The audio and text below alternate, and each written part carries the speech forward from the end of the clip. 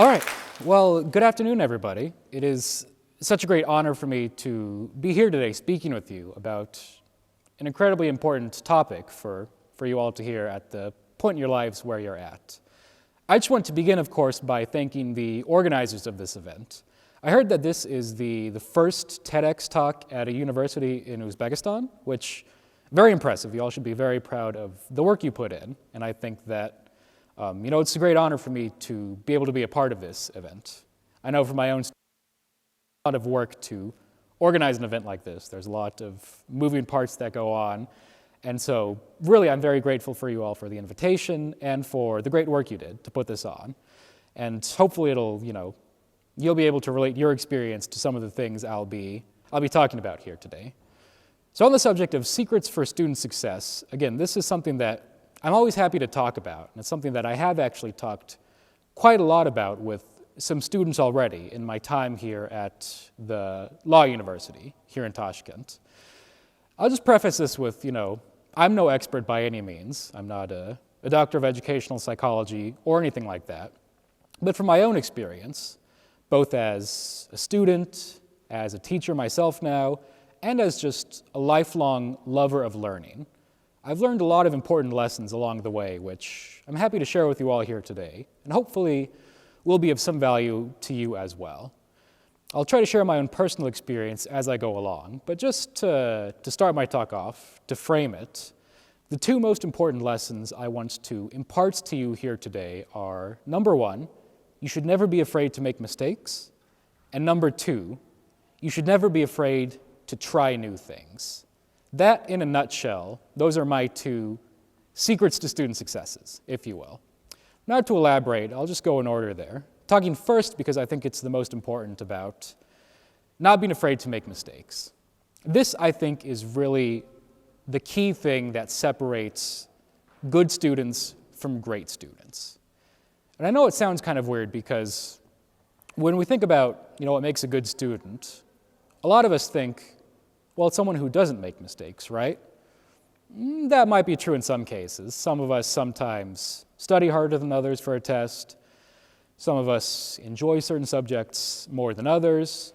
We're all different as learners. And sometimes it can be hard when it seems like all your peers, all your classmates, they know these topics like the back of their hand. They know them very well when you don't.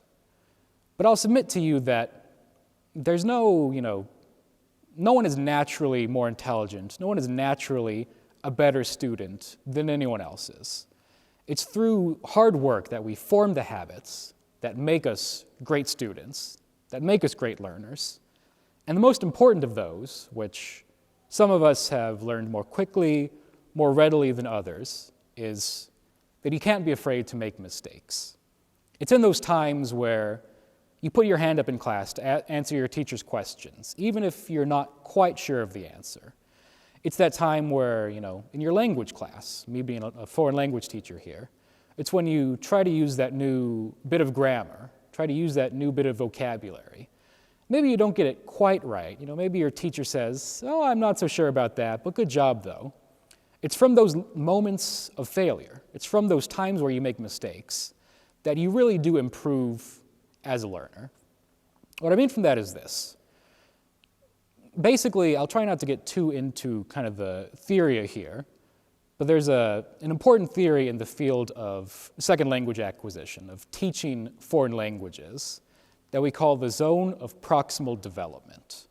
What that means is this. There are basically 3 levels of anything you can do. That can be anything as simple as, derivative calculus, all the way down to playing a sport. Anything at all you can do. 3 levels to it. The first level, that is, the most basic, the easiest thing for you. It's the things you can do, no challenge whatsoever. It's a walk in a park, right? So, something like, if I asked you all, what is 2 plus 2? You'd say, well, it's 4. Everybody knows that. No challenge. That's the lowest level. The highest level, those are the things that are absolutely beyond your capabilities. You have no idea how to do it. You don't have any idea where to even begin. You're not going to learn anything from this. So again, sticking with that math example, 2 plus 2, that's your lowest level. You're not going to learn anything from doing that because you already know it, right? That highest level, that might be something like, I don't know, again, derivative calculus or any sort of high-level, university math that maybe math never was your strong suit. Maybe you just, don't know the theory, the way to solve those sorts of problems. So again, you're not going to get anything out of it. You're not going to learn anything from it just because you don't even know where to begin. We don't get anything really, as far as learning goes, from either of those levels. But in the middle there's sort of a sweet spot where, and again, this applies to anything you can do. There's a sweet spot in learning where you're struggling a lot, it's pretty hard, but you know enough to participate, to be able to do it with maybe some assistance, maybe some guidance from a teacher. That's that level where the learning really happens, where you're struggling, where you're making mistakes, where you're failing sometimes, but you're doing well enough to be able to still participate, right? That's where your learning happens. So again, in a foreign language context, as a language teacher myself, that's what I think about mostly. It's when the student is, really struggling, you can tell that word is on the tip of their tongue, and they're thinking, oh, it's, I forgot that word. Oh, this is it. Or, maybe they can't think of that word, and they, figure out a different way to explain it. It's when I see students struggle like that. Or, another example, they try to use some new grammar point we just learned that day in class. And maybe they don't get it quite right, but that's an opportunity to explain again, to reinforce, say, oh, remember, this is how you should be using it. This is the correct form. It's better to use this in this situation. It's those moments when I see students struggle, when I see students have difficulty, and frankly, when I see them fail. Those are the ones I love to see the most as a teacher, because that's when I know those students are pushing themselves to their limit, right? When I say we learn through failure, I mean that it's only when we get to that point where we're at the very limit of our capabilities, that's when we improve. That's when we learn more. And so I encourage you all in your own learning to, just as the same as you shouldn't be afraid to make mistakes, you shouldn't be afraid to fail. You shouldn't be afraid to be uncomfortable either, because that's when you know you're doing it right. That's when you know you're learning. Just to give you an example from my own experience, again as a student, from a time where I really learned from making a mistake. I really learned from failure. It was my very first semester in university, and I'm sure all of you, having been there, or if you're currently there yourselves, you can relate to the fact that, that's a difficult time, a lot of new things you have to get used to, setting your own schedule, working hard, things like that. It was my first semester as a student, and I was taking a course on linguistics. I took that because it was something I'd never really learned about, but something I was really interested in, so I wanted to learn more. And even though I was interested in the topic, even though I wanted to learn more, it was very difficult for me. Like I said, I had no familiarity with this topic at all before that. A lot of the terminology was very new to me. A lot of the techniques, the theories we were talking about just completely went right over my head the first time I learned. I really had to struggle to try to learn that material. And part of that, that kind of came to a head, I would say, came to a climax in the midterm for that, the midterm exam we had for that class.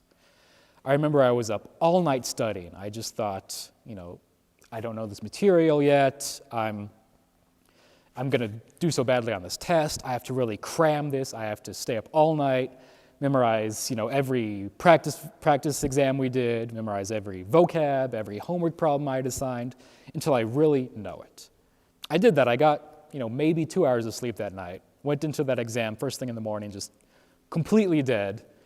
I did really poorly on that exam. I got a D, I think, very low mark. Not failing, but just the next above. Very bad grade. I'd actually never gotten a grade that low on an exam, and so I was pretty upset by that. I'd always thought of myself as a great student. And it really hurt to just get such a low mark when I thought that, wait, I prepared so hard for this. How did I do so poorly? How did I make such a big mistake? I went and talked to my professor afterwards, just asking him, what did I do wrong here, basically? And he told me that, Sam, I can tell from the way you behave in class, how engaged you are, how well you do on your homework, that, you know this material, but it just seemed like, I don't know, you seemed tired that day. You seemed like you didn't get enough sleep. I always give that advice to my students. A lot of students think they can cram the whole night before that exam and do well, but I always tell them, much better to just get a good night's sleep. And that's something that really stuck with me. I took that advice to heart, you could say. I really listened to that well. It was also very encouraging to hear my professor, of course, give me that kind of feedback to encourage me to, be able to get over my failure. So what did I learn from that kind of mistake? I think the most important thing is that we're all different as students, right? We are all different as learners. Some of us, I'm sure some of you, maybe you can do that thing where you can stay up all night, cram for the exam, go in and do well, and then just, crash afterwards, nap for a couple hours. I can't do that. I need that full night's sleep beforehand to make sure I'm really on the top of my game. That's something I learned about myself, again, as a student, as a learner, that I might not have had the chance to learn if I didn't make that mistake. I also, of course, learned more about the topic. I learned from the mistakes I made, just going through them one by one, saying, what did I do wrong here? Oh yeah, of course, it was this. What about this one? Oh yeah, it was that. Just taking that opportunity to, embrace my failure, if you will, and really have the mindset to say that I'm very upset with this, I'm very disappointed in how I did, but I want to grow from this. I want to learn from it. And it was from that moment of discomfort, that moment of pain, really, you could call it that I just decided to have the mindset to improve as a learner. And I wouldn't have had that opportunity if I had, aced that exam or whatever.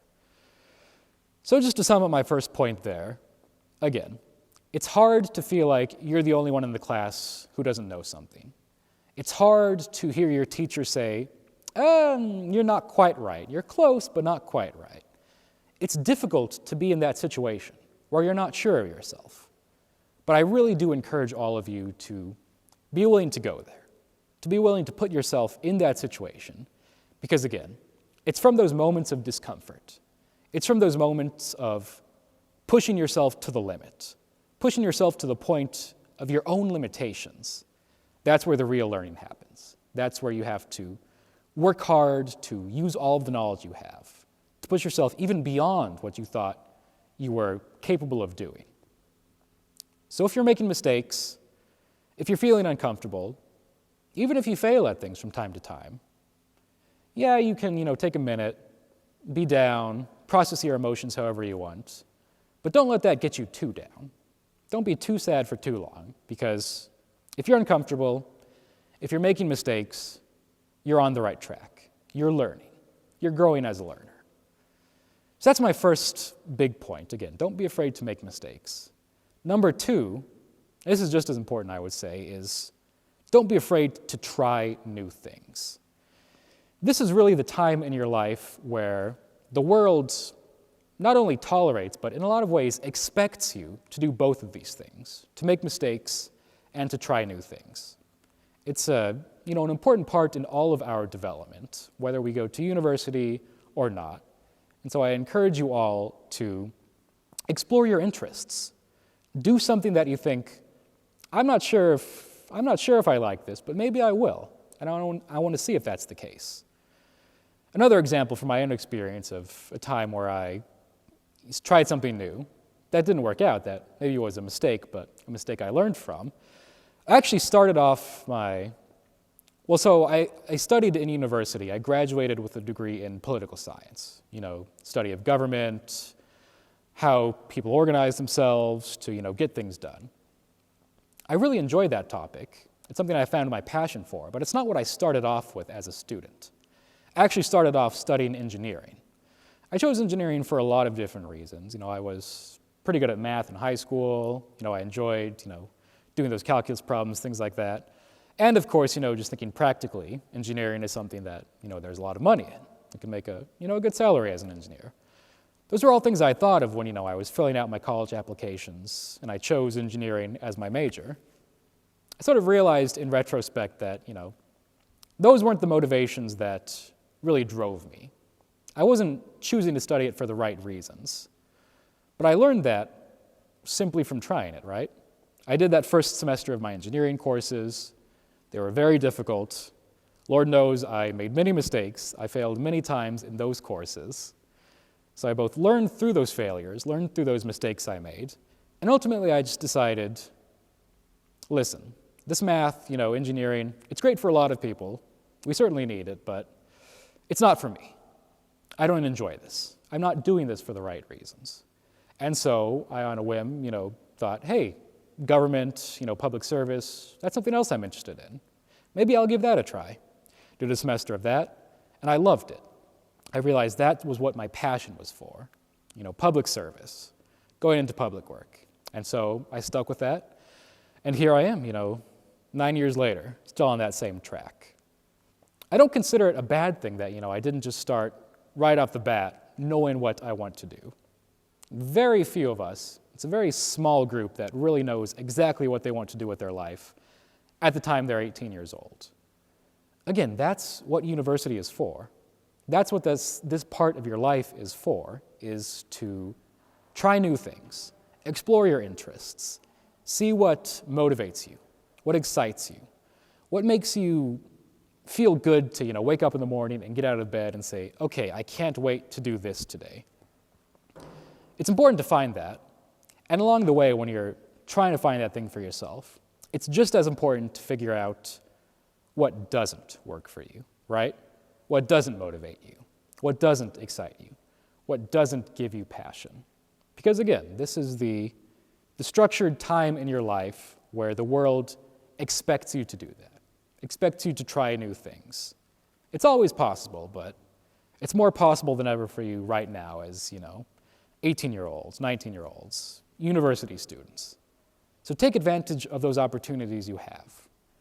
This time in your life where you're expected, encouraged even, to make mistakes, to learn from your own failures, and to try new things, to figure out what does and what does not excite you.